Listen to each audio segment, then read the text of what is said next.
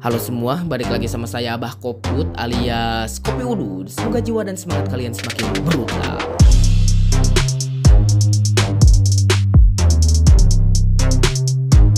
Dalam dunia One Piece, lautan dipenuhi oleh para bajak laut. Mulai dari bajak laut lemah hingga bajak laut kuat atau besar seperti Yonko.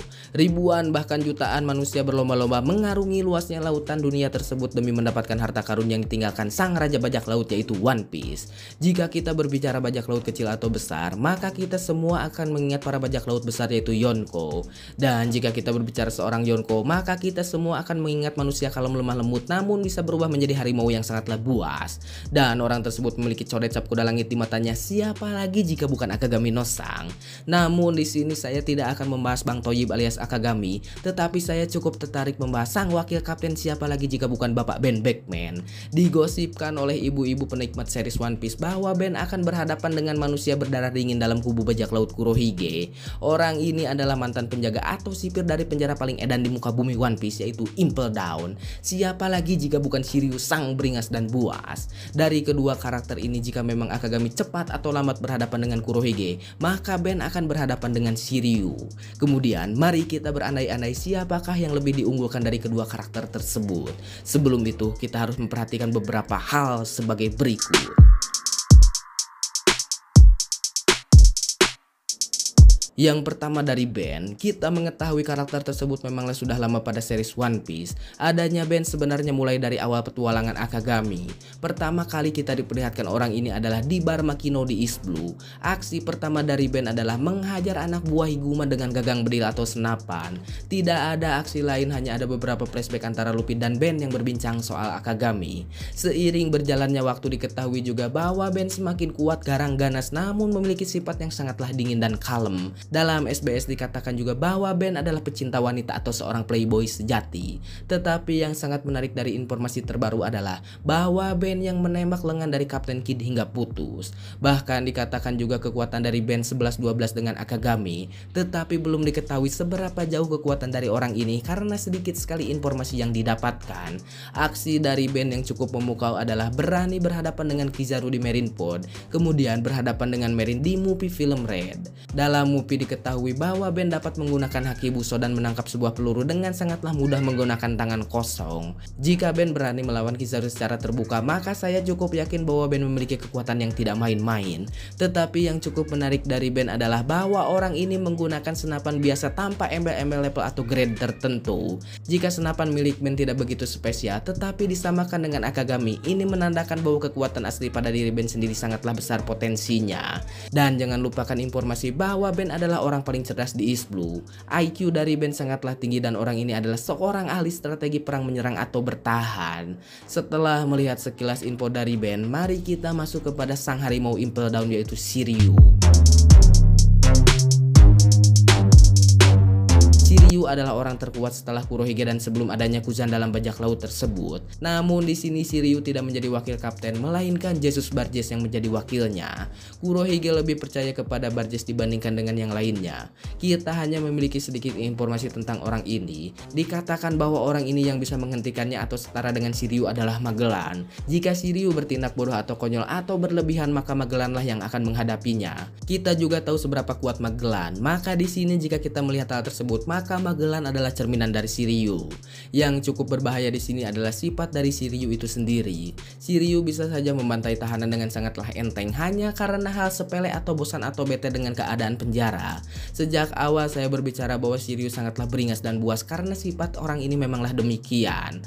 Hanya saja kita selalu memandangnya biasa saja karena sifatnya juga sangatlah dingin dan jarang sekali berbicara. Dalam hal tersebut jika kita perhatikan Magellan dan Shiryu, maka sudah sangatlah lama sekali sebelum time skip. Rata-rata orang setelah time skip memiliki kekuatan yang jauh lebih besar dan jauh lebih kuat lagi, setidaknya memiliki teknik yang baru. Maka di sini saya berpikir bahwa sebenarnya keadaan yang sekarang dari Shiryu jauh lebih kuat dan berbahaya dibandingkan dengan Magellan. Diketahui juga bahwa sekarang Shiryu memakan Suke-Suke no Mi milik Absalom dulu. Ini menjadi sebuah keuntungan bagi Shiryu untuk melancarkan aksinya dengan teknik-teknik dan skill bertarung yang baru. Orang ini juga diketahui memiliki pedang yang cukup spesial, yaitu pedang hujan atau Thunderstone. Namun belum ada informasi seberapa kuat pedang tersebut dalam hal potensi. Yang jelas pedang tersebut juga menjadi nilai tambah dan tidak bisa kita kesampingkan atau sepelekan. Jika pedang biasa di tangan sang ahli sangatlah berbahaya, apa jadinya jika pedang yang memiliki grade tertentu berada di tangan yang beringas dan buas seperti Shiryu? Setelah melihat dan mendapatkan sedikit informasi dari kedua karakter tersebut, mari kita masuk kepada sebuah pertarungan. Dan lalu siapakah yang lebih diunggulkan jika kedua karakter ini berhadapan satu lawan satu? Yang pertama adalah soal haki. Kita selalu melihat bahwa wakil kapten biasanya selalu memiliki setidaknya dua haki, yaitu haki Buso dan haki Kenbun. Untuk haki raja dari kedua karakter ini belum diketahui pasti. Namun jika kita melihat pengalaman dan jam terbang soal pertarungan, sepertinya Ben memiliki haki raja, tetapi pada level dasar saja, begitupun dengan Shiryu. Namun hal tersebut atau terkait haki raja belum pasti dan belum ada informasi lebih lanjut. Biasanya wakil kapten seorang Yonko memiliki haki raja, tetapi kita anggap bahwa hal tersebut masih ambigu atau tidak pasti.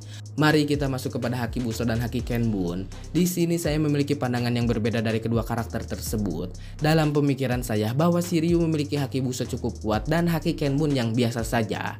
Jika dibandingkan dengan Ben, maka saya memiliki pendapat soal haki Buso mereka sama, namun dalam haki Kenbun Ben lebih diunggulkan. Penembak jitu biasanya lebih dominan dalam haki Kenbun, karena jika peluru dilapisi haki Buso atau haki raja namun tidak tepat pada target atau sasaran, akan sama saja dengan wadol alias bohong. Maka seorang penembak itu harus memiliki haki Kenbun level tinggi. Tidak mungkin sekelas Ben Beckman hanya memiliki haki Kenbun biasa saja. Maka dipastikan Ben lebih unggul soal haki dibandingkan dengan Shiryu. Kemudian kita masuk kepada senjata yang mereka gunakan.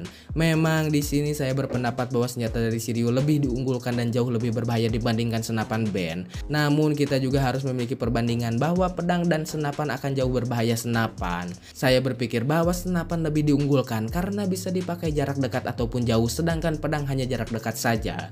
Namun yang harus jadi perbandingan adalah ada beberapa efek serangan pedang bisa jarak jauh layaknya Mihawk ketika menyerang Shirohige, atau Mihawk yang dapat menghancurkan meteor Fujitora di movie Stampede. Ini juga bisa menjadi poin lebih karena bisa menggunakan senjata melebihi batas fungsinya. Namun tergantung dari skill atau tingkatan haki si pengguna juga. Kita juga tahu bahwa Shiryu memiliki buah suke-suke yang bisa menjadi transparan atau tidak terlihat. Namun jika kita melihat Gap ketika masuk ke Pulau Hachinosu, si Abah Gap bisa dengan mudah mengetahui posisi Shiryu saat dalam mode buah iblisnya. Maka jika Ben berhadapan dengan Shiryu, buah iblis tersebut sangatlah tidak berguna karena Ben juga pengguna haki level tinggi. Kemudian jangan remehkan Ben dengan strategi pertempurannya. Orang ini sangatlah berbahaya dalam menggunakan otak atau akalnya. Jika Ben lemah dan tidak punya strategi, maka di Marineford tidak akan berani melawan Kizaru dengan duduk santai. Adegan tersebut menandakan bahwa Ben sangatlah percaya diri dengan kekuatan dan strateginya. Jika kita bandingkan Kizaru dengan Shiryu, maka Shiryu akan berpikir dua kali jika harus berhadapan dengan Kizaru. Maka kesimpulan saya, Ben akan tetap unggul melawan Shiryu jika memang mereka ditakdirkan harus bertarung. Namun kita juga jangan remehkan Shiryu. Orang ini bisa bertindak beringas dan buas atau membabi buta dalam menyerang. Jika otak Shiryu kalah oleh Ben dalam strategi atau teknik bertempur, maka otot dan emosi adalah pilihannya.